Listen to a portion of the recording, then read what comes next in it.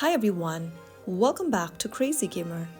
In this tutorial, we will be learning how to change country on Words with Friends. To change the country on Words with Friends, you'll just need to go ahead and change your country from your profile section.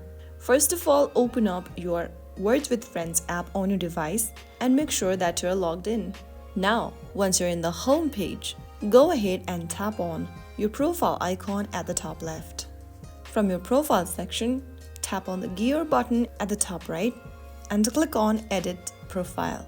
Inside the Edit Profile section, tap on the drop down where your country has been selected under Age, and then go ahead and choose the location of your preference. After making a selection, click on Done and tap on Save Profile at the bottom. Once you've saved the changes, you have now successfully changed your country or your location. So that is how it's easily done. If you found the tutorial helpful, like, share and subscribe for more videos from us. I will be back again in the next episode. Thanks for watching.